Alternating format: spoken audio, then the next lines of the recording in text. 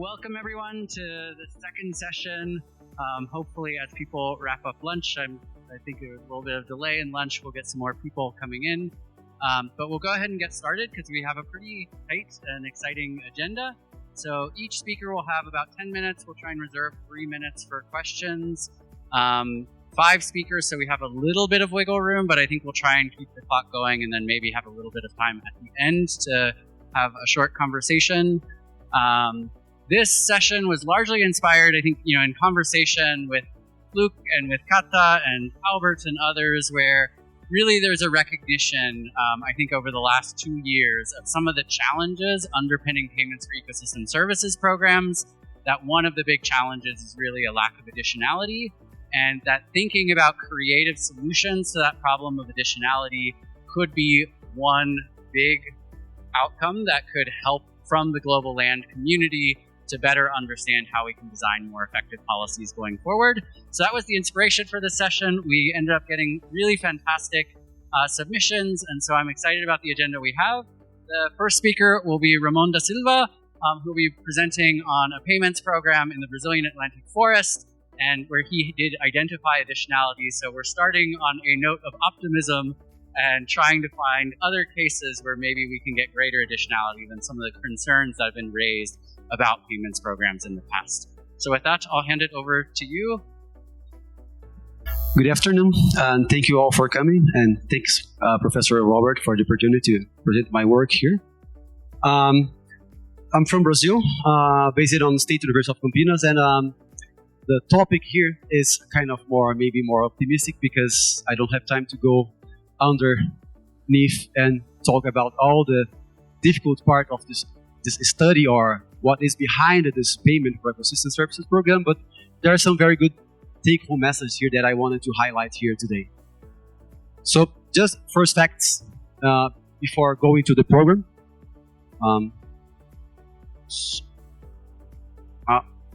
How it works? No,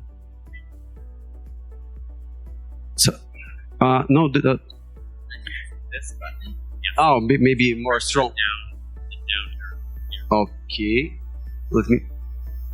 Oh, yeah. So, just to give an idea about the size of the Atlantic forest and some basic infos about and here.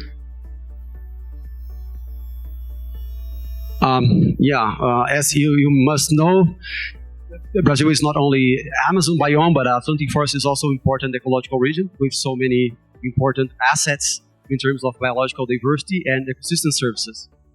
But it's also a very important ecosystem service provider and home for the majority of the Brazilian population. So we have many challenges when we think about conservation and land use and all human needs in this important ecosystem region.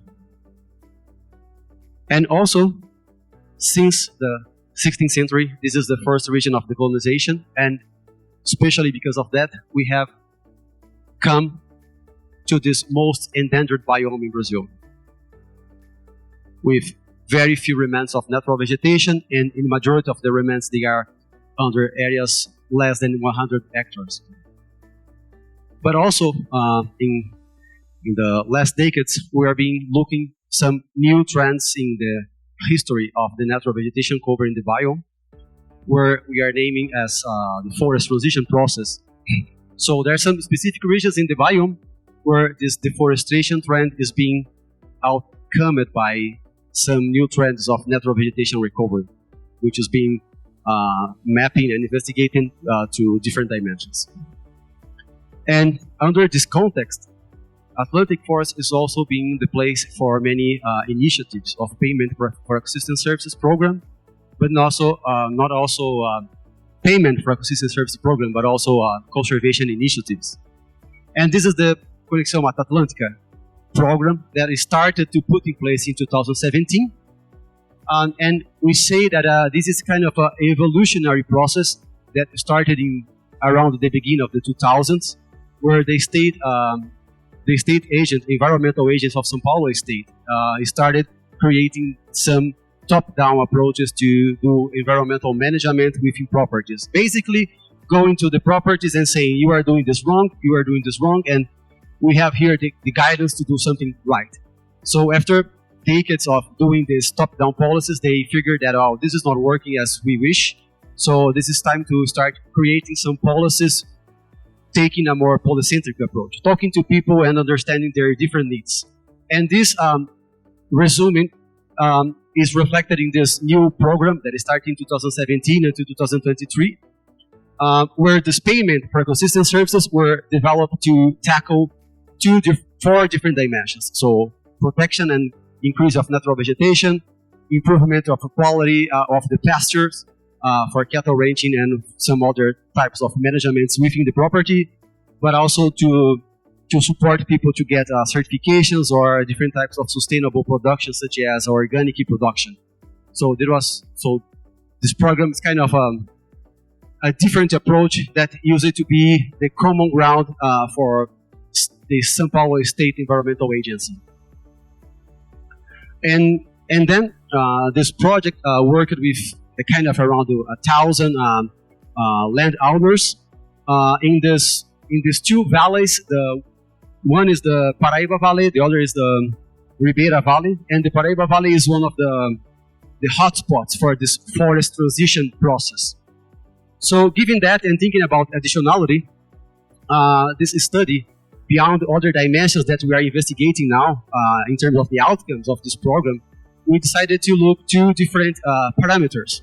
One is, so this is kind of the typical landscape in the Paraíba Valley, which is a very beautiful place with the landscapes with many hilly terrains and different types of crops and trees in the Atlantic forest, family farming, crop maize production. And here are some pictures from fieldworks showing people what we're doing. So here we can see places that are under restoration within the farms. Here, as Pedro Brancaleon showed this morning, you can see differences between pastures. So properties that are participating in the multiple use scheme, where one of the goals is to improve the pasture quality, to increase the efficiency of the production, to reduce soil erosion and all those things. So you can see by your own eyes, you can see differences in the results between what they are doing and neighbors, or sometimes within the same property. Farmers don't need to participate with the entire farm doing things, but you can select some places in your farm to participate, and so on and so forth. So here's other examples of the schemes. So when we talk about this payment for ecosystem services, we are not just looking about increasing natural forests or improving quality of the pasture or changing management practices, but there are people already doing things that are important in terms of conservation and sustainability. So the program is also looking to reward those people. So if you are doing organic production, or if you are producing some pulp from different fruits of the Atlantic forest to trade, maybe you are eligible to participate in this program to get some training, to learn how to trade international markets, to participate in fairs, or to get certification to get a better price. So this is one thing that they did. And there are some other results, but this kind of results require more field work and social field work to get data from. So for this topic today, we decided to look these two schemes, which are, one is the multiple use scheme and the other is the protection scheme. So the protection scheme, we are using the forest component to check if there are differences or additionality compared between the farmers participating or the properties participating and the non-participants. And the other scheme is the multiple use, where the major goal was to improve pasture quality. We also look at data from Map Biomass, which is a national initiative to do mapping in Brazil. And they have a product which is named pasture quality, classifying three different classes, low, medium, and high quality. So we took this data to do our analysis, to start assessing if there's some additionality or if there's some different trends into the rural properties participating in the connection against the others that are not participating. So we worked with this propensity score matching approach, where we used the participant properties as our treatment, and the non-participants as the control group. For this, we say quasi-experimental because this is not a true experiment. As controlling variables, we use these 4 controlling variables. Slope, as you saw some pictures, the hilly terrains. So this is a very important feature of the landscape to understand regeneration processes. Also transportation costs, because people are taking economic decisions to decide where they do in their properties. Precipitation, because in the region is very important component also to explain agriculture or to explain regeneration. And municipality. In this case, municipality is our variable to represent GDP and local policy or any kind of social dimension. So, and then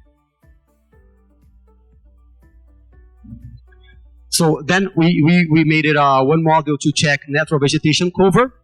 So in this case, we are looking only properties that have had increase in natural vegetation cover between 2017 and 2022.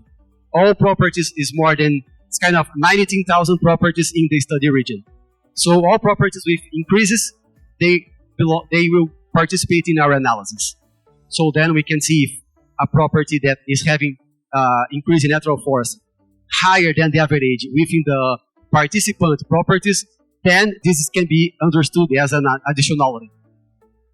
And some similar approach we did for the quality of the pasture. As the region is facing decreasing trends in pasture quality, what we are assuming as additionality is, if a rural participant property is having lower decreases in pasture quality against the non-participants, then we can assume, after controlling factors, that maybe the program is also supporting those properties to be more resilient in terms of keeping the quality as it is or improving the quality.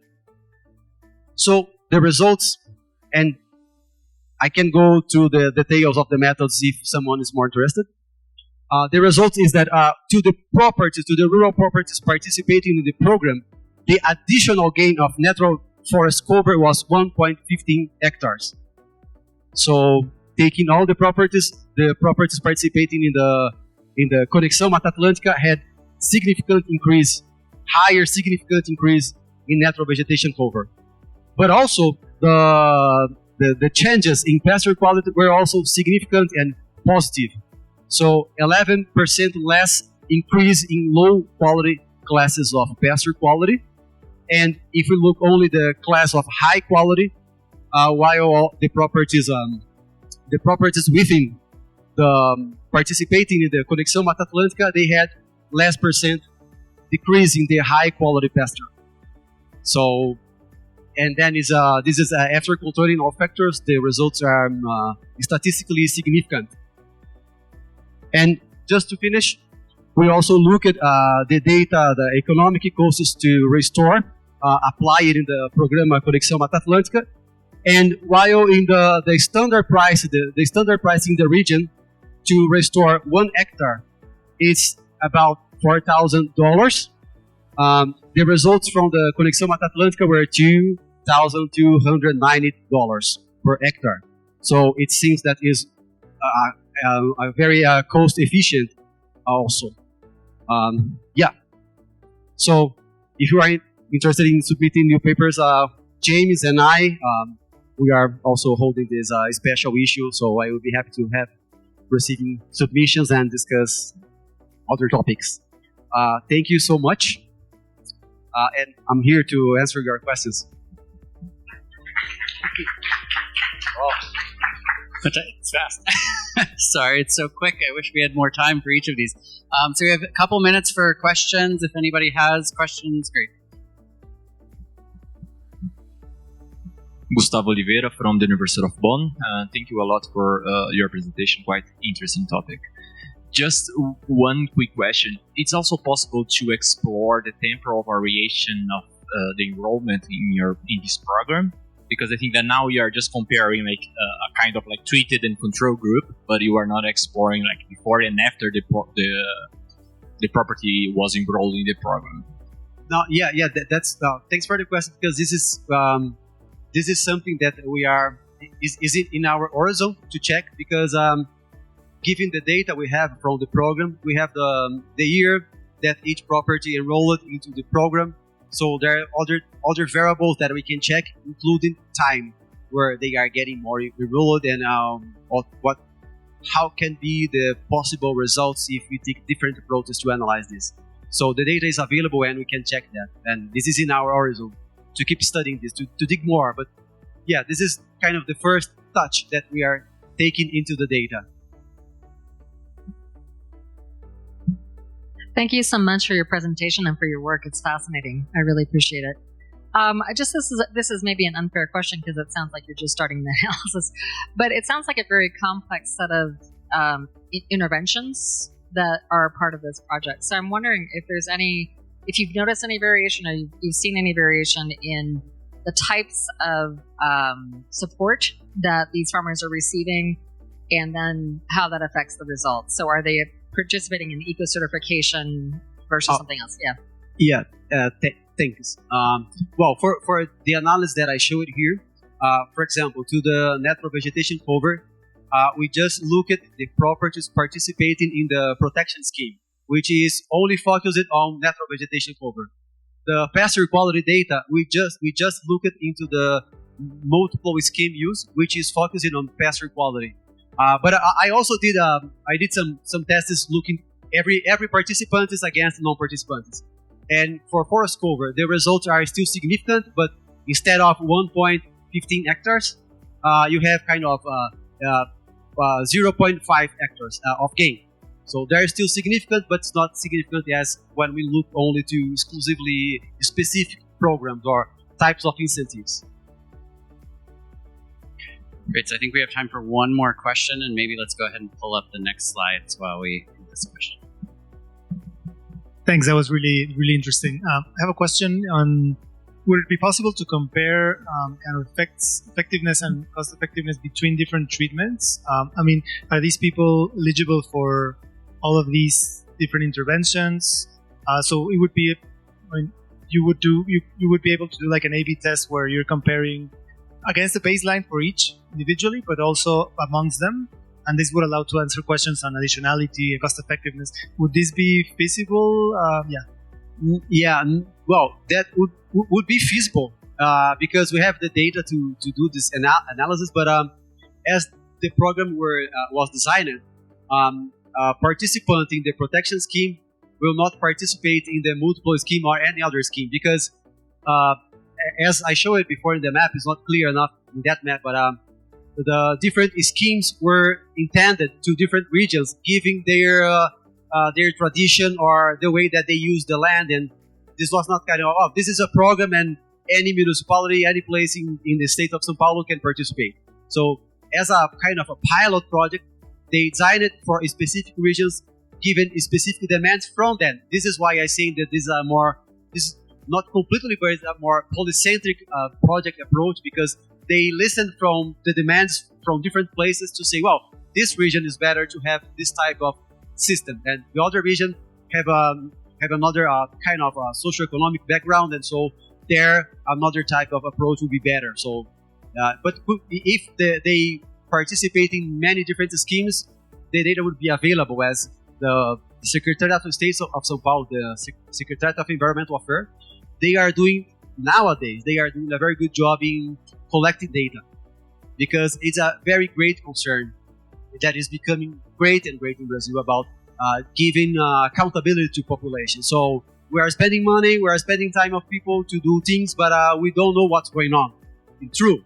So this is the first step, collecting data in the proper manner, and they are start doing a good job. Fantastic, thanks so much. Thank you for the opportunity. Yeah, and I think it raises a really important point, right? That there's both the measuring, we want to show that people are doing the actions, but there's also the broader question of what would their counterfactual have been without that. That's kind of core to one of the topics we're talking about today. So I will now hand it over to Dr. Nyangura. Very honored to have you present on the effectiveness of conservation payments, specifically around habitat connectivity. So really great to have you present. Maybe if you want to test, make sure your slides. Okay, good afternoon, everyone. My name is Nyangura, and I'm a PhD student from University of Bonn Center for Development Research. And today I'll speak about effectiveness of conservation education and alternative incentives schemes in securing ecological corridors of Tanzania. So, just as a motivation, we are interested to contribute in all efforts to reverse the trend of biodiversity loss. And this, one of the policy options, for example, has been the protected area.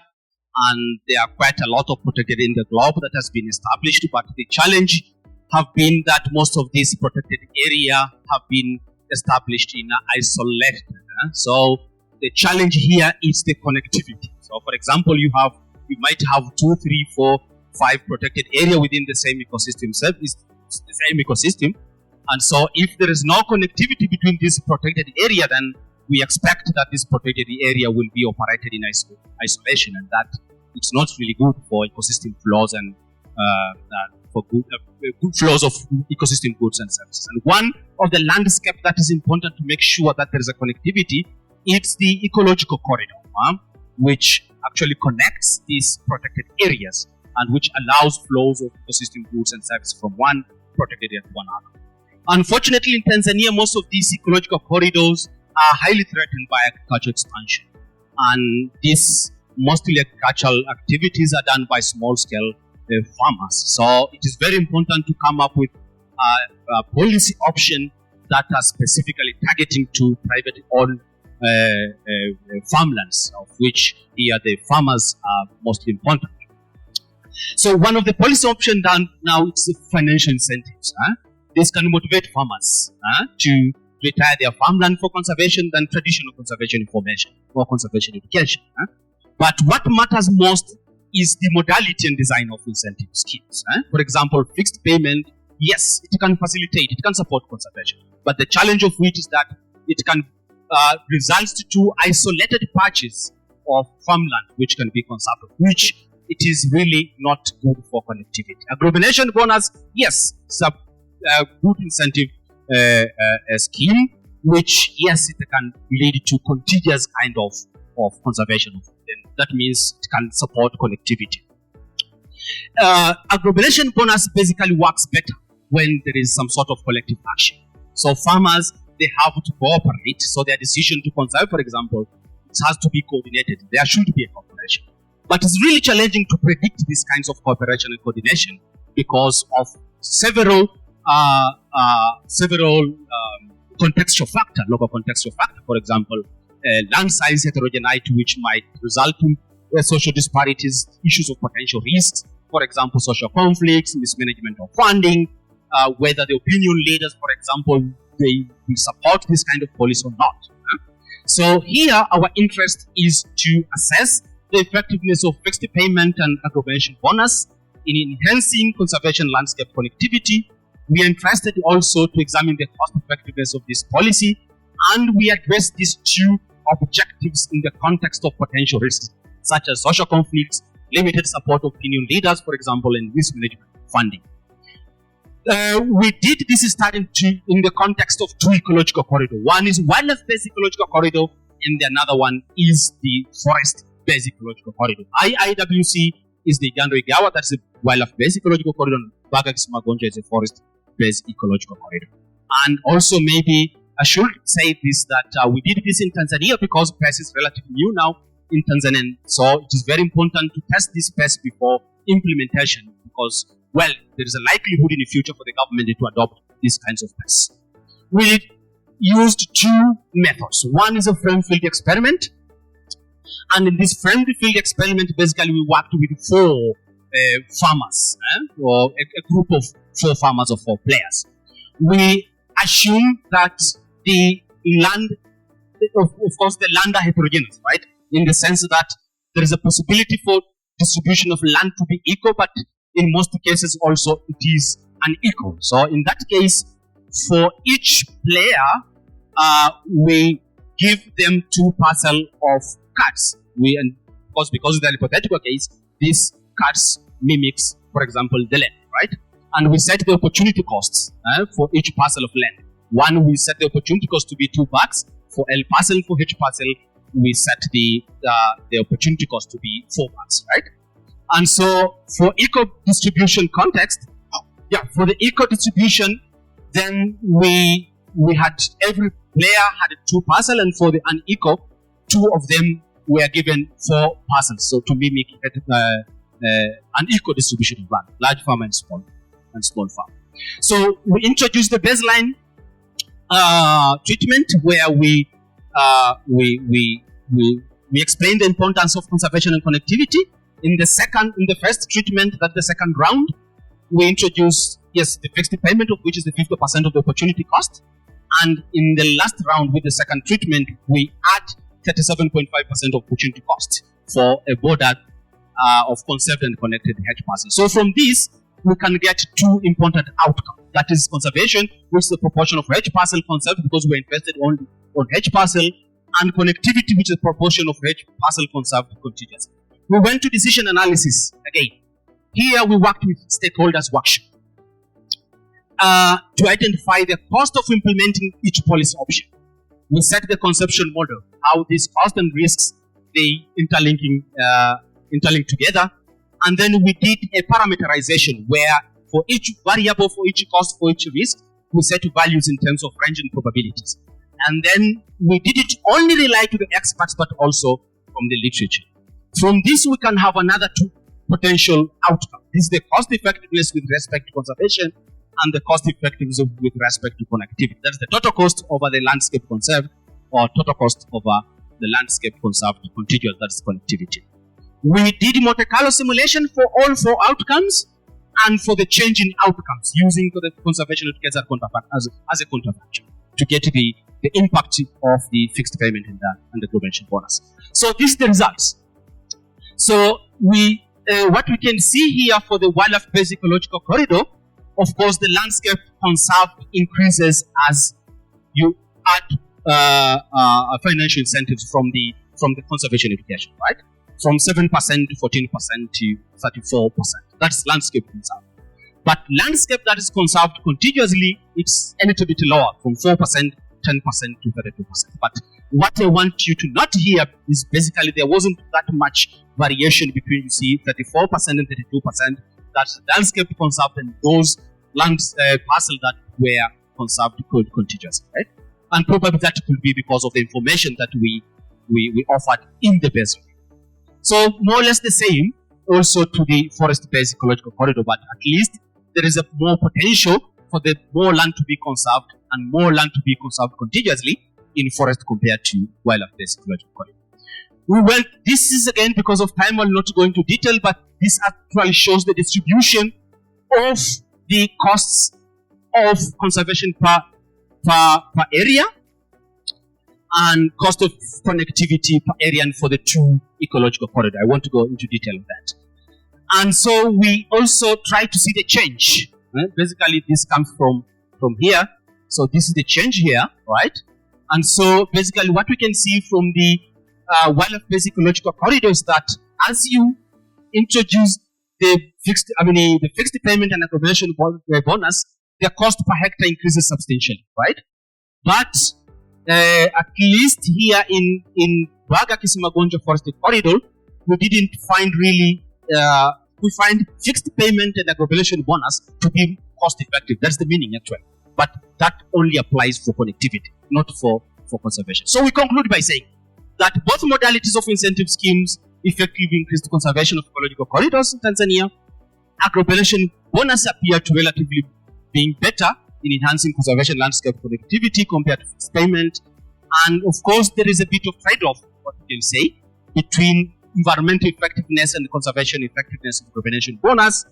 But this is a context specific. In forest-based ecological corridor, aggregation bonus was environmental and cost-effective in enhancing landscape connectivity. Thank you very much.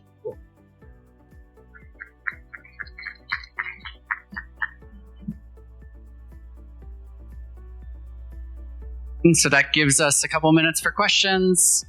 Anybody has?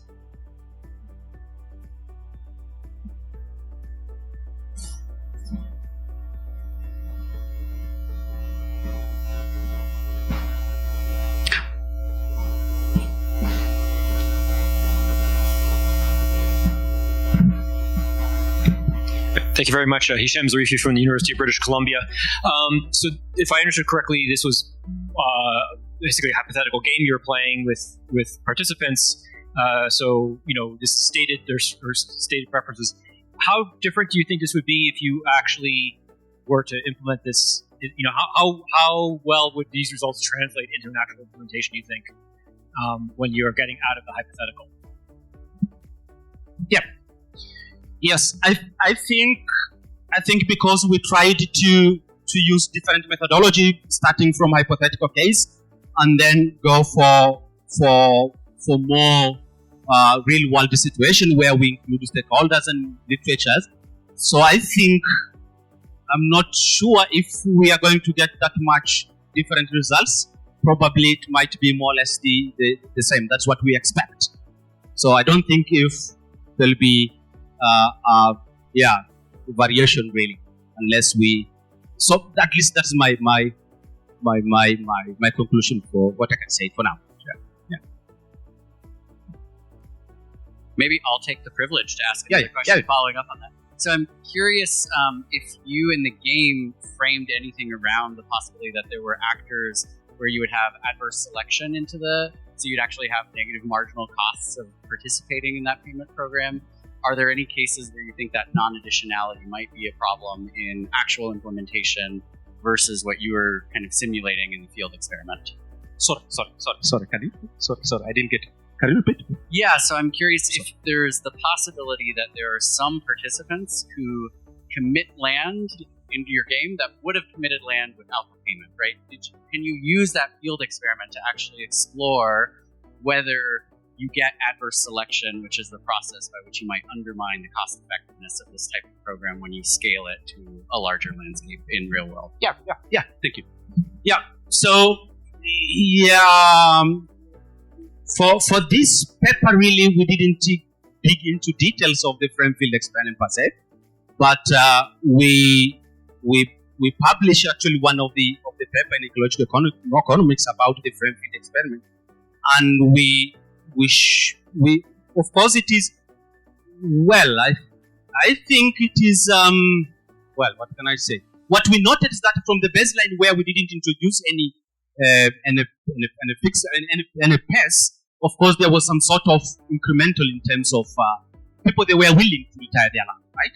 So that shows at least there is some sort of significant contribution that farmers they can in terms of conserve their landscape, and that probably could be some sort of additionality, which I could say. Yeah?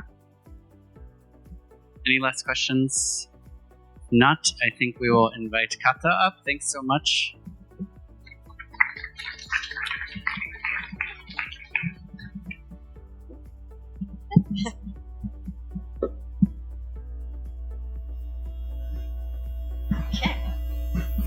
Great, and so Kata is joining us also from Germany and will be presenting her work with me and many others on policy design for efficient and equitable land-based climate solutions.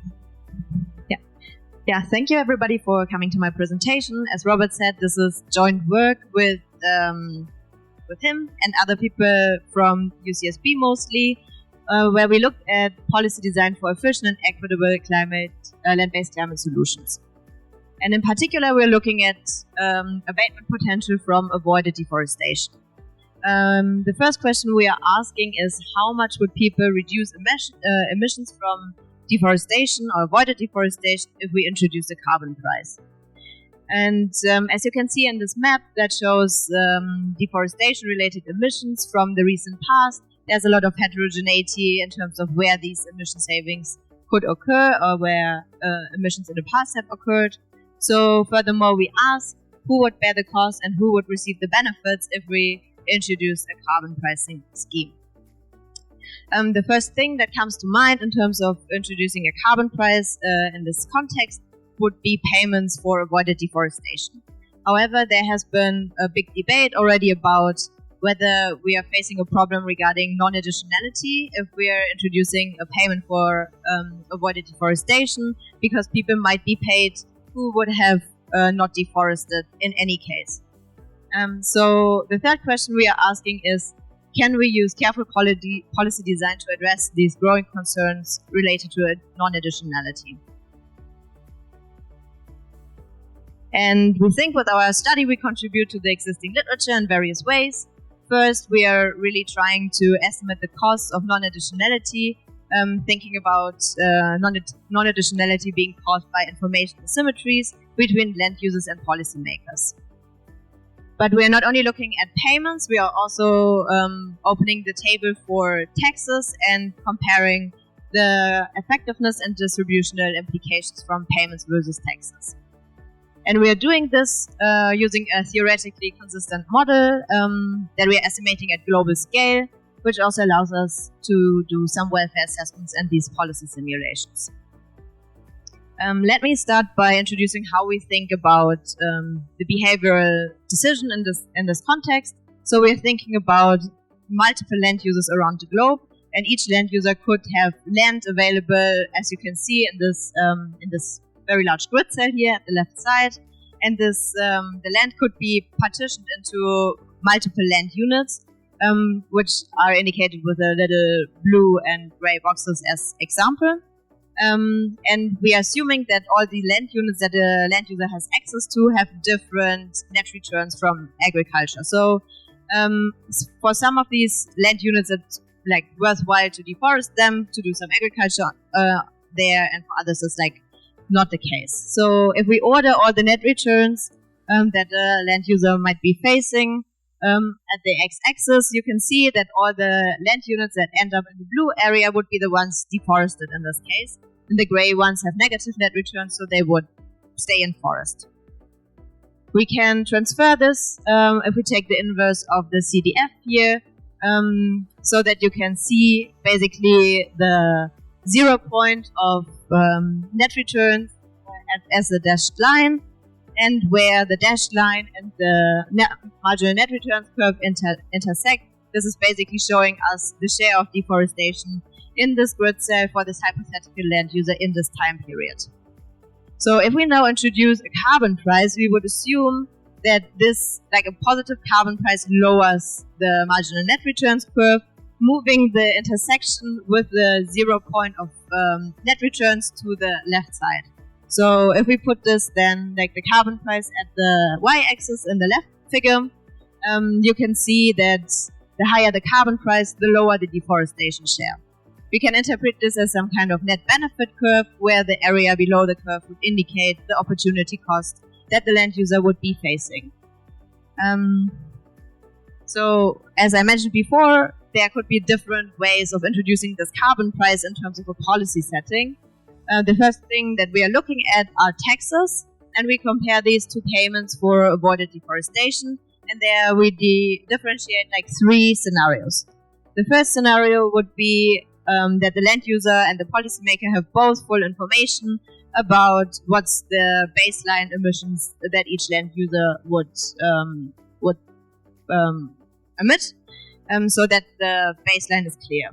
This is a little bit unrealistic. So in the second scenario, we are looking at a case where the policymaker is not targeting, but kind of paying all the forest that remains in the end of the period with the payment scheme. And lastly, we are assuming that the policymaker tries to target the land users and tries to identify the baseline emissions, but that there is some information asymmetry in terms of the baseline emissions that the land users would emit. And the way we think about this is that the policymaker has some error in terms of the net returns that they are assuming, and this could go in 2 directions. The first direction would be that the policymaker would actually underestimate the baseline emissions that the land user would emit under no carbon price. It's like the tiny yellow line that you can see there. So the payment offer to the land user is potentially too low, and if it's lower than the opportunity cost they are facing, then the land user would not opt into the program and just deforest as if there was no carbon price and no payment scheme. On the other hand, there can be places where the policymaker overestimates the baseline deforestation and emissions, and therefore offers a too generous payment to the land user, And in this case, the land user happily opts in because they are paid much more than actually necessary. And some parts, as you can see in this little turquoise area, would be payments for non-additionally avoided emissions. So let me quickly introduce how we are doing the estimation. We are having the deforestation share relative to remaining forest cover as our outcome variable. And our main variable of interest as explanatory variable is potential agricultural revenues that have temporal variation from international crop prices and spatial variation due to differences in attainable crop yields and transport costs. Then we run our quasi-binomial estimation model, where we have the agricultural revenues as the main explanatory variable of interest, but we also control for remaining forest cover, grid cell fixed effects, and hereby country fixed effects. Once we have estimated our parameters, we can run the prediction for the future points in time, and we introduce the carbon price by adjusting the revenue term, and we introduce asymmetric information by adjusting the grid cell fixed effects. This is a rough summary. Of course, we have more details on this that I cannot go into detail now. So what we find is that if the agriculture revenue would increase by $1,000, this would lead to a 2% increase in the deforestation share. For the average grid cell, this would mean, for example, a 20-ton increase in CO2 emissions per year and grid cell. When we use these results now for doing our predictions under different carbon prices, here shown as example for an $80 carbon price, we find that over the time period between 2021 and 2030, we could save about 13 gigatons of CO2 emissions, which is like a third of the predicted CO2 emissions from deforestation in this time period. However, this requires full information. So if we compare this to a situation where all the remaining forest carbon would receive the payment, then we would basically get the same additional emission savings, but this entire area until the intersection here would be kind of non-additional emission savings because this forest was never threatened to be deforested. So this would be extremely expensive and unlikely feasible in terms of government expenditures. So if we now look at our simulation where the policymaker tries to target and figure out how much deforestation would happen in the absence of the payment, we see that for all those land users where the policymaker underestimates the baseline emissions, they are offered a too little payment, and all what you can see in the yellow area would be emissions that could have been avoided, but land users would opt out and not participate in the payment program. At the same time, other land users are offered a too high payment, and in this case, this is leading to really substantial payments for non-additional emission savings. For the $80 carbon price, roughly 70% of the payments would be paid for non-additional emission savings. The taxes do not need this counterfactual assessment, so they are free from that. But on the other hand, land users are not receiving any payment, but they are facing a tax. So for land users for whom it's reasonable to deforest, they are facing these high tax payments. But from an equity perspective, we are also very much worried potentially about the people who are not deforesting anymore. But if it's like poor people in lower income countries, they are also losing these income opportunities from deforestation. So we might need to figure out some transfer options to resolve these equity concerns. And with this, let me finish with some few takeaways. I hope I could convince you that there's an enormous potential for abatement from carbon pricing of avoided deforestation. We cannot pay all because this is just too expensive, but targeting is key, as already some information asymmetry could be very costly. Taxes could sidestep the need for this counterfactual, but they might raise some equity concerns, and we need to think about if there's a potential for transfer, especially to poorer land users. And with this, I thank you very much for your attention, and I'm happy to hear your questions.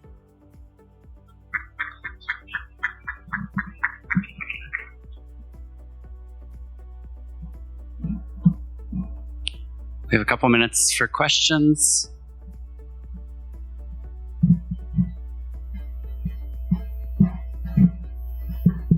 Okay, my name is Filippo.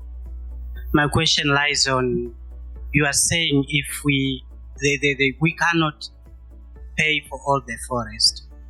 So if we pay less, like we leave other forest, how do we control that these people we are paying are not moving to the other forest? Like they leave this forest, you have paid them, you have given them the capital, and then they go to the another forest that's not paid. And also, I was checking on, you said also one of the determinants of deforestation we are looking on when the price is high of the crop, that means the deforestation is also will get higher. So I was thinking it's also the issue of demand, supply and demand. That means if the supply is less, it's when the price was high. So I would have expected at this time there was less production. And then when the supply is high, and then that was my thinking, like it would have been the reverse. When it goes high, that means the production was less. When it goes low, the production was high. Mm-hmm. Well, thank you for those two questions. I think both very reasonable. Let me start with the second one. So we are having something inbuilt. I didn't have time to go into the details, which is like at least like at the global scale feedback loop for the demand. So we are having something embedded for the predictions in the sense that we are running the model for each year. And under a higher carbon price, we account for the fact that this might reduce. This is kind of extending actually the cropland. So we are having this kind of negative feedback on the price. So we are having kind of an endogenous price feedback built in that should account, at least if I got your point right, a little bit of this for this demand supply feedback when it comes to deforestation, and then we are increasing agricultural area, and then this could have another feedback on the price. I hope this is kind of going in the direction where you were thinking about. And yeah, I actually find that's an interesting point regarding the leakage in some sense, right? That you were addressing. So in terms of the payment, I feel like because we're using, so basically, I guess it boils down to the assumption of the net returns, right? So we are not assuming very much the spatial lag of if one deforests that they could move to somewhere else, but that's I will need to think about that a little bit more, but happy to discuss afterwards that point. Thank you. Great. I think we have time for one more question, and then we'll have to go to the next slide. So awesome. Sorry, Liz. Very interesting. I work with coffee growers in Mexico, and we've been trying to explore carbon credits for the coffee growers, but the problem is they have very small parcels, and they already have very high shade cover, so they can't get any more additionality of more carbon in there that you would pay. But avoided deforestation, it seems to be a viable alternative, because every time the price goes down of coffee, other land uses come in and take all that biomass away. So from a practical point of view, I mean, if you had to say something to a decision maker from the result, how would you tell them to improve the program so that avoided emissions, more trustworthy? Well, I mean, one of the conclusions was that we do not have this problem with the taxes, right? I see that, especially if we're like, this is in that sense a little bit a theoretical approach, thinking about this implementation at the global scale, so we don't have this problem of leakage so much. I still feel like having a tax payment and then shifting like either the incomes from the taxes and redistributing them among the land users that are facing these taxes to have something like a lump sum transfer. That would be something that is at least avoiding this additionality problem. But yeah, it needs to be carefully thought through that like really the people who are losing income opportunities are not like so much worse off because of that. But yeah, I still feel that that could be something at least at that scale. Thank you.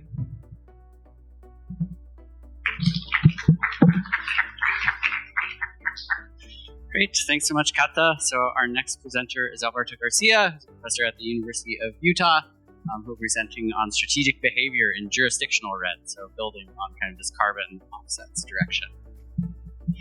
Oh, thanks, Robert. Thanks to Robert for organizing. Thanks to everybody for coming out. This is joint work with Luke Sanford at Yale School of the Environment. Looking forward to questions and comments after the talk. So, quick touch on carbon offsets. Polluters often want to reduce emissions in the context of the voluntary carbon market. That's often so that they can claim net zero emissions. For example, Nestle wants Kit Kat to claim net zero by 2025, for example. But of course, they can't actually reduce 100% of those emissions. So where do carbon markets come in? Right here. For example, Nestle would purchase carbon credits representing the remaining emission reductions they'd need to do to get to net zero. You can see in this figure here how we might think that a company could achieve carbon neutrality if their emissions reach the same level as their emissions offsets in theory. How big is this market? Well, 83% of global emissions are covered by net zero pledges, so really large emitters are engaging in carbon offsets in the carbon market. And we've seen that hundreds of billions or $100 billion US dollars have actually been put into credits up to this point. And I'm going to focus for this talk on the project type with the most credits to date in the market, which is RED, or reducing emissions from deforestation and forest degradation, which has accounted for about a quarter of all credits in the market today. So I don't think I need to motivate this too much, but we're going to focus on additionality and why that's a concern in the context of carbon projects, is they could fail if the project provides relatively little emissions reductions or climate benefits relative to that no project scenario. So there's been a lot of criticism of carbon offsets, the voluntary carbon market, and even RED specifically. And that's been largely because of a lack of additionality. And right now, we've seen a lot of attention going to jurisdictional RED, which is in contrast to project-based RED, which has seen a lot of that criticism. And jurisdictional RED is when RED is conducted at the scale of an entire jurisdiction. For example, an entire state in Brazil could participate in RED and generate carbon credits. Why would JRED do better potentially than project-based RED? Well, there's potentially less risk of leakage if we're looking at leakage within the boundaries of a really large jurisdiction. A forest fire is unlikely to create a really large reversal, wipe out the forest over the course of an entire jurisdiction. And also, there's generally been simpler baseline methodologies, and these have been really uniformly applied. And we think that maybe there's little ability for participants to select a particularly overinflated baseline, like maybe we've seen in project-based RED. So we're wondering maybe it's easier to get the actual true baselines in the context of jurisdictional RED. In this paper, we're going to focus on two potential market failures that could affect the additionality of jurisdictional RED. The first, we're going to ask the question, does the construction of jurisdictional RED baselines, according to the existing methodologies, create the potential for adverse selection? In this context, we might be worried about adverse selection if these jurisdictions were able to predict whether these protocol estimated baselines over or underestimate their likely emissions or deforestation scenario. Question 1.5 here, we ask not only is there potential for this, but is there any evidence of this occurring in already existing jurisdictional RED projects? The second big question we're going to ask here is there any anticipatory behavior in jurisdictional RED? This simply could be a concern if landowners or jurisdictions alter their deforestation behavior preemptively in response to JRED implementation or planning to begin jurisdictional RED projects. So quickly touching on the baselines, thus far existing protocols have suggested creating that baseline against which emissions or deforestation is measured using the annual average deforestation in some historical reference period preceding the start of jurisdictional RED. In practice, this is almost always the period immediately preceding the implementation of jurisdictional RED. In ART trees, the JRED protocol I'm going to focus mostly on uses a 5-year historical reference period. So you can see here that baseline's created, and then emissions reductions are calculated as a function of realized deforestation relative to that baseline. So, how might we actually answer that adverse selection question? Well, our approach is going to be to calculate forest cover and change in every single ART and VERA JNR eligible jurisdiction across the entire globe. We're going to use both the Hansen et al. And the Van Kootzen datasets to check robustness of results across several datasets. And for every eligible jurisdiction year, we're going to impose essentially a placebo jurisdictional RED start date, and then we'll calculate the JRED baseline. And since these jurisdictions actually don't have JRED, for these we can actually observe the counterfactual. And so when there's no JRED, we're asking, how does the JRED baseline actually perform? We then ask, can we predict which jurisdictions are likely to generate carbon credits even without doing anything? We're going to use two specific predictors that are relatively simple, two simple heuristics. The first is slope. The second is the final reference period year deviation from the average baseline. What might those look like? Well, here's the case of Boquerón, Paraguay, which has never had jurisdictional RED. We imposed placebo jurisdictional RED in the year 2015. We see that in that historical reference period, there was downward sloping deforestation. In this case, it continued into that crediting period, which led to an overinflated JRED baseline. So here, the baseline was set too high relative to what it really should have been set. We could also see that perhaps for these jurisdictions with increasing upward deforestation trends, the ones we might want most to actually participate in jurisdictional RED might face a disincentive to actually participate if those upward trends are likely to continue into the crediting period, even without JRED. So those are the examples for the slope. What is a last year reference period deviation that we're talking about as a simple heuristic?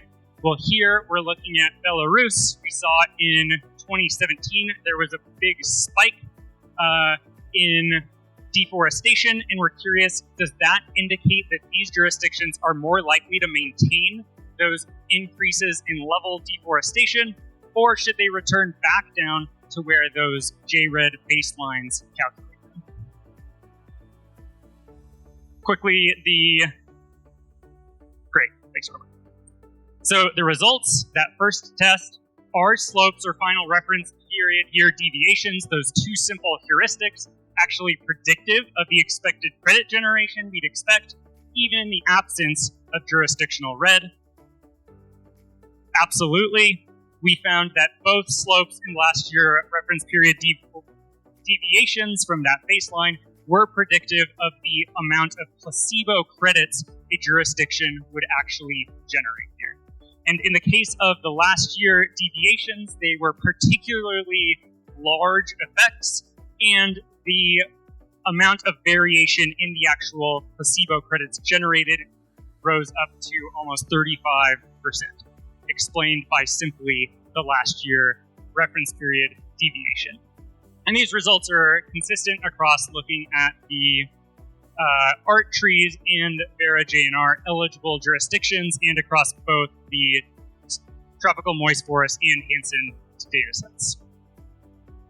Question 1.5, were these actually indicative of real enrollment decisions? Did participating jurisdictions for ART trees actually take these into account?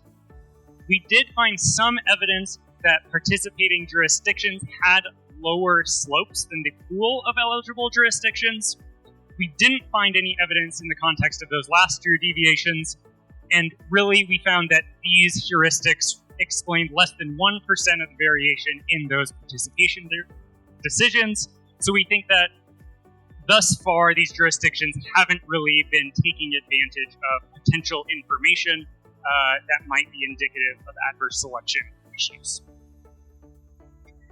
Part 2, we also didn't find that participating jurisdictions were able to time their enrollment based on their own deforestation trajectories thus far.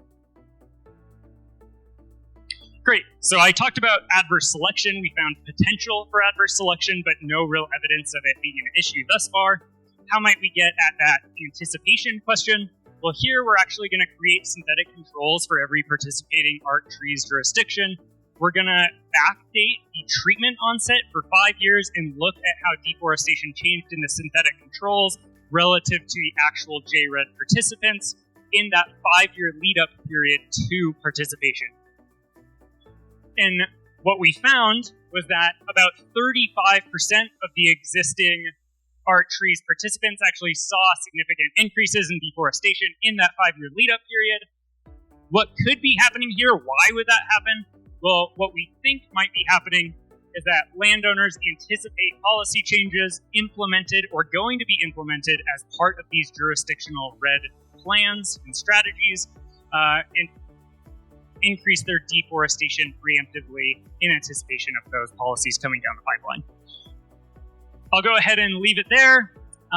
Excited to hear your questions. And yeah, thanks.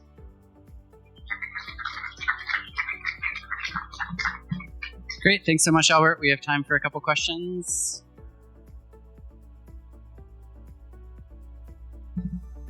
Also happy to clarify anything that was not clear.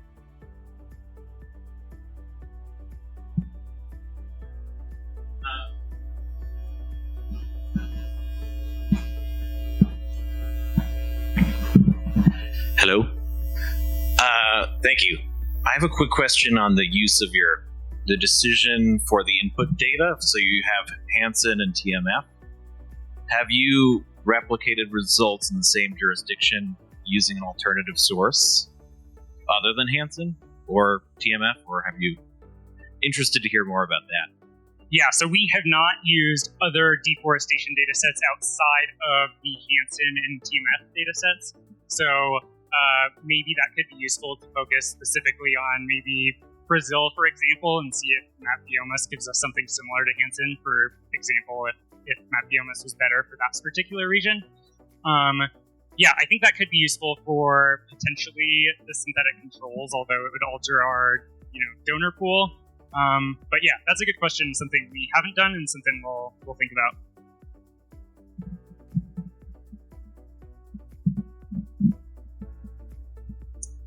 This is a very particular question, but I think you were showing deforestation in 35% of the participating properties. Now, is that right? Or in the lead up to the baseline? Is that correct? Could you repeat that? Sure. It was one of your last slides. You were showing 35% of participating properties in jurisdictional RED. Yeah, okay.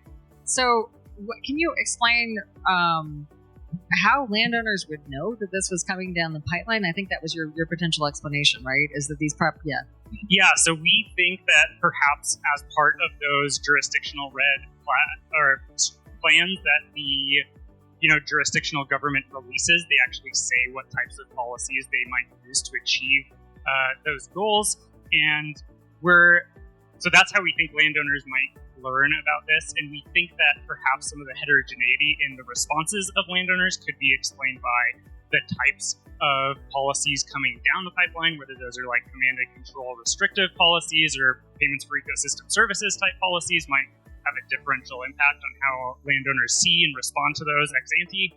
I was going to say something else, but I forgot what it was. We have time for one more question. My exercise in. For jurisdictions to increase their deforestation so that they make more money? So you're saying that if jurisdictional governments increase deforestation in that historical reference period, they could actually boost that that baseline. Yeah. I think that could be an issue, but I feel like it would be unlikely to be a strategic play on the part of the government just because of how difficult it would be, I don't know, to reverse and ratchet down after allowing for that much deforestation, but definitely could inflate that baseline. And we think potentially these moral hazard responses have that unintended effect as well. But yeah, haven't thought too much if that could be a strategy on the part of the actual jurisdictional governments, but yeah, something to think about for sure. Great. Thanks so much, Albert. And finally, we have Luke Sanford joining us from Yale. It's the down button. Yeah, and I would give it a try. Yes, perfect. Awesome. Three thank yous. Thanks to Robert for setting this up. Thanks to you all for being here and making it through this session. And thank you very much to the person in the back who's done an awesome job with queuing up all the slides. This has been super smooth. I'm Luke Sanford. I'm at the School of the Environment at Yale, and this is co-authored work with Megan Ayers. She's a PhD candidate in the Department of Statistics and Data Science.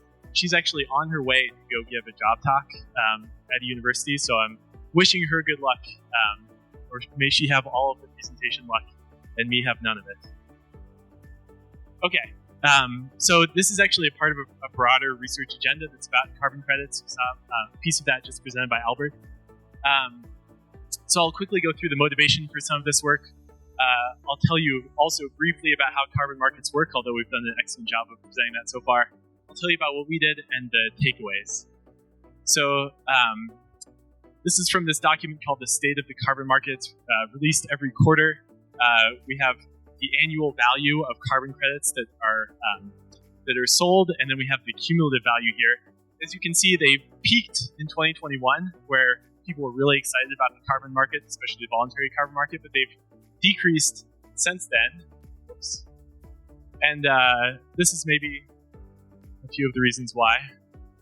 And you've already seen some other headlines about this, but there's been a lot of criticism of carbon markets and the way that they work, especially focused around the question of additionality. And trying to disentangle which carbon credits are additional and which carbon credits are not additional is a non-trivial task. In fact, this B0 company, which has popped up over the last several years, is now growing rapidly and making a lot of money by telling people which carbon credits are additional, which are high quality, which are low quality. And there's also been pushback from people who are in the carbon market production side of things, where they've offered some rebuttals of recent papers. And we've noticed, or part of the motivation for this project, is that there seems to be a big disconnect in terms of how researchers are analyzing these things and how the producers of carbon credits think about them. And this was brought to a head at a research workshop last spring that we hosted, and I think we hashed some of it out. But really, the motivation for this project, or what we decided to do, was we decided that to really understand the way that carbon markets were working, we had to read all of the protocols that generate carbon credits. And so that's what we did for this project. That's what I'll tell you about in just a minute. But carbon markets basically work like this. You have some emitting entities who want to purchase carbon credits to achieve a net zero goal. That funding goes to forest carbon projects. And what happens in those projects is compared to what might have happened in the projects, or the baseline. And then the difference between what happened in the baseline scenario and what happened in the observed scenario is the number of carbon credits which are generated. So then those are sold back to emitters so that they can achieve their net zero goals.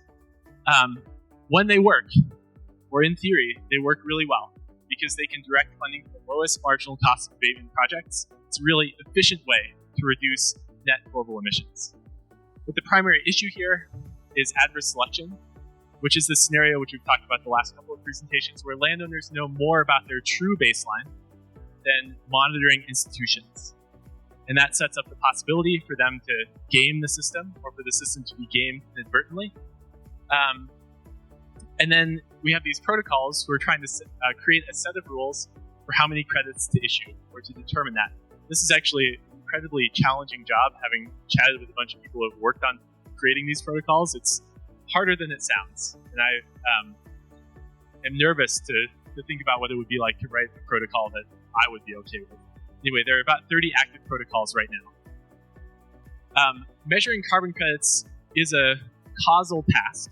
It's something which is familiar to many of us in quantitative social science. It's something that we spend years studying in our graduate coursework, and something on which these fields have been obsessed with for the past 10 years. There have been arguably multiple Nobel Prizes awarded in research in this area for how to assess causal relationships. So a causal task compares an observed scenario, which might be a project area under a crediting program, to an unobservable and counterfactual scenario, which is a project area under a no crediting program.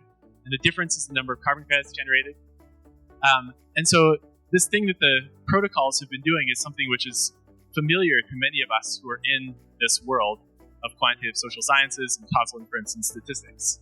And it relates to what we call the fundamental problem of causal inference, which is that for a single project, you cannot observe both what would have happened in the project scenario and the no project scenario. That's what you're issuing credits with regard to. So because of this, we can never know for sure how many credits we should issue to a single carbon project. But we have to do a good job of guessing at this. And protocols borrow information from other sources to estimate what would have happened, what would have been sequestered without a project. Okay, so that's all the setup for what we did. We read all the protocols. Many of these protocols are in excess of 100 pages. They have long sections about additionality. They're written in ways which are hard to understand. We actually ended up reading many of the protocols 2 or 3 times by different readers. We categorize them by how they estimate baselines, among other things. We also read about spillovers, and we created this massive Excel table where we have each protocol. We have all this information about how each protocol works. We noticed that each baseline estimation strategy looks like an estimator of either the average treatment effect on the treated or the individual treatment effect. And both of these are familiar to you if you're in this world of causal inference or statistics. We wrote each of the protocols as a statistical estimator. So after we read them, we said, it's really hard to compare, like what's happening in this Vera protocol versus this ACR protocol. And if we want to compare them, we have to compare like 8 pages from the Vera one to 4 pages from this ACR one. And no wonder people have a hard time determining which carbon credits work. And so we said, actually, because we've done this categorization task, we can take each of those protocols and say, this is a formula for how to estimate this quantity that we care about. And so we wrote down all those formulas after we categorized things. Then we went through and derived the statistical assumptions necessary for that estimator to be a consistent estimator of either the ATT or the ITT. So we said all of these things are these statistical objects. We know what their properties are, and we can go and derive what the statistical assumptions necessary are. And then we tried to translate those assumptions back into the language of the forest carbon offset world.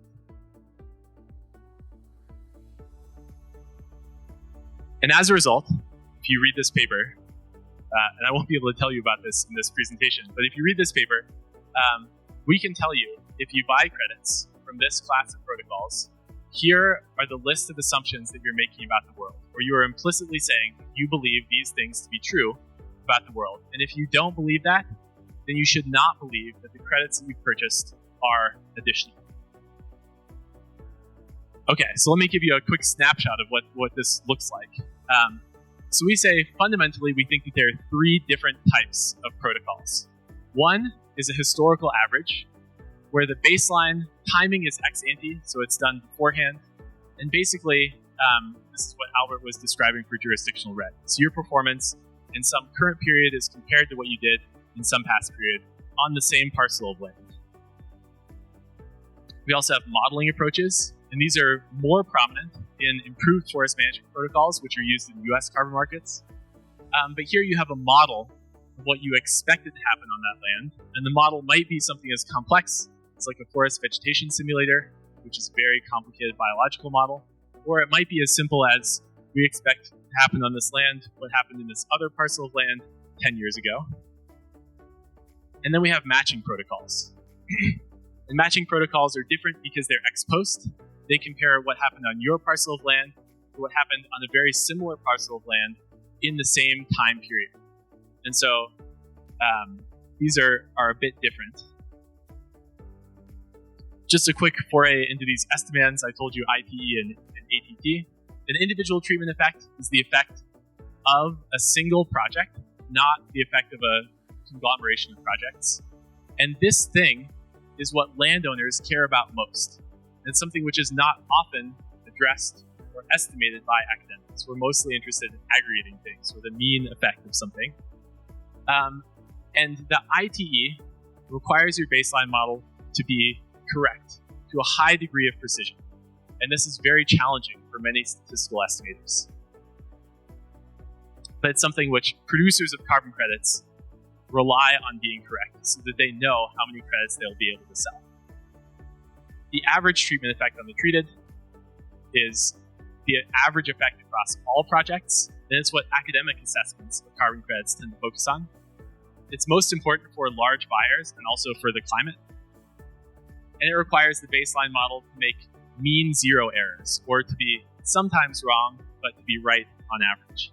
And this is a little bit easier to get. And so we compare how well these protocols do at each of these different tasks in the paper. So a couple of different approaches. I'm worried I'm going to be... we have model-based approaches, which require having a correctly specified model of the outcome. Those things target precision, and so we're really trying to model like what the biomass or the forest carbon would look like. And most protocols do this, but we also have these design-based or matching approaches. And model-based and design-based are often what we use to describe statistical estimators. This requires a correctly specified model of the treatment enrollment process. It targets the accuracy, so unbiasedness of the estimate. And it's what most evaluations of protocols use. But this thing tends to be a lot noisier. Design-based tends to be noisier than model-based. And it creates this trade-off, or this point of disagreement between academics and practitioners, where the cost of a false positive is very high in the academic world. So we don't want to assign credits to any non-additional programs. But a false negative is very important if you're someone who's generating credits, because if you've changed your behavior and you don't get rewarded for it, or you think you might not, you will not enroll in the carbon credit program. Okay. We're sort of into the takeaways section here. But selection bias is an important issue here, something we talk about a lot in the paper.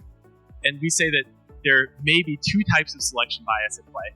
There's a cross-landowner selection, where landowners may have a profit threshold for enrollment.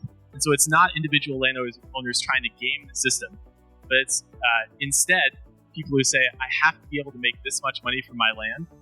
And that leads to selective enrollment of people who are different from perhaps the population. And it could be, on the other hand, conservation-minded landowners who are most likely to enroll in these programs, but also more likely to conserve carbon in their baseline. We also have within landowner selection. We've gotten feedback from people who have read this paper that both of these, people think one or the other of these is most important for us to focus on, depending on who they are. Landowners might pick the protocol that maximizes the number of credits they generate. And both, there's this issue of selection on baseline error. Okay. So very quickly, we'll go into the three scenarios that we talk about. One is an ideal scenario where baselines are accurate and precise. They're unbiased for everyone. And so everyone's individual treatment effect is right. We have a balanced scenario where on average we get it right. And we have a biased scenario where we're getting it wrong for many of the people. All right. We do that for our three different classes of protocols. A worrying scenario might be that protocols get it right on average, but that landowners can predict the errors from the protocols. And so an example of this is Albert's talk, when jurisdictions might be able to predict what the error and the baseline is based on what their slope was in the reference period.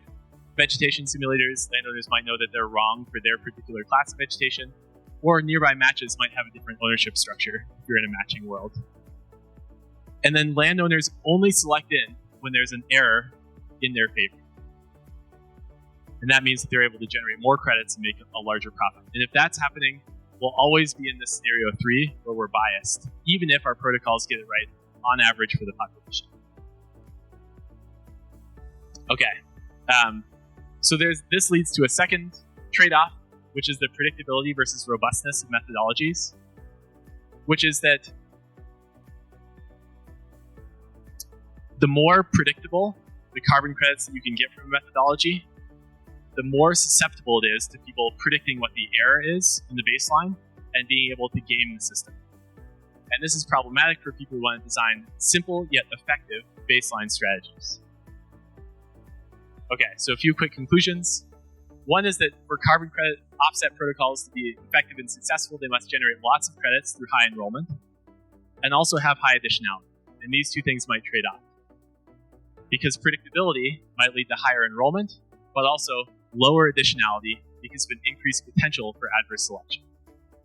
So what do we do? Where do we go from here? And we think this leads to the question, are there ways to make revenues predictable for landowners or people generating credits while accounting for the unpredictability of carbon credit generation? And this leads to the idea that risk of non-additionality has to be distributed somehow, and it can't be distributed just on the producers of carbon credits, it can't be just distributed on the purchasers of carbon credits, and it certainly should not be distributed so that the world is left holding the bag when carbon credits are non-additional. Thanks.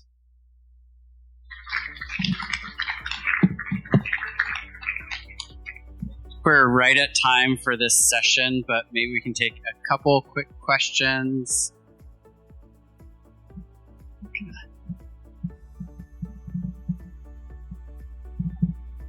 Hi, thanks so much for the presentation. My name is Dominique. I'm with the Academy for Nature. I lead the interdisciplinary research project on carbon and biodiversity credits. Thanks so much for the presentation. I think you did very, very tedious work and very interesting and important work. So thanks so much for that. I'm very interested to read the paper.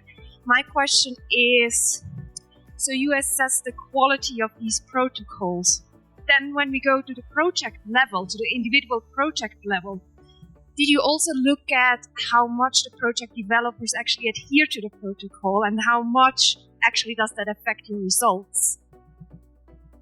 Yeah, so unfortunately it's very hard for us to observe, right? It's hard for the protocols to observe how much people are adhering to the protocol, and so we don't have a way to do that. We do think that there are differences in how well these different protocols work in different scenarios. And so what we're able to do is say, these are the assumptions you're making.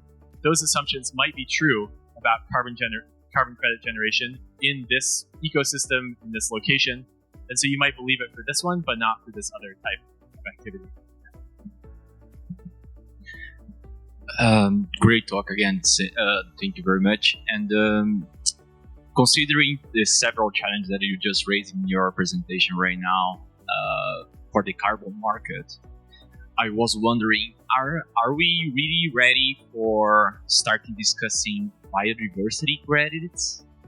Because I think that, okay, now you are talking about, the construction of the counterfactual group here and also how you can really see the potential outcomes. But then once you go to the biodiversity world, it's one step before. So how can you measure biodiversity, right? The different dimensions and metrics as well. Yeah, so I just want to hear your thoughts on that. Thanks. Yeah, so I think there are at least two dimensions on which biodiversity is more difficult. One is measurement. It's harder to measure biodiversity intensity in a project or in an area. And it's also harder to think about fungibility of biodiversity. So with carbon credits, we know that a ton of carbon is a ton of carbon. No matter where it's emitted, ultimately it'll end up in the atmosphere, but biodiversity might have very different effects depending on the context. So it's harder to say that one species conserved here is the same as one species conserved in a different location. That being said, I do think that credits still pose the possibility of directing, especially in the voluntary carbon market, directing funds that corporations want to use on corporate social responsibility towards actions that are helpful for the planet. We just have to figure out a way to make that so that they're effective and not generating additional CO2 or biodiversity loss. Fantastic. I think we're going to have to cut it there. We're in the way of everyone's coffee, but I would suggest I think all the speakers will head to coffee, and so you can grab them there if you have further questions for them. So thanks again, everyone, for joining this session. Thanks so much to the speakers, and yeah, I hope this provides a fruitful conversation for the rest of the workshop.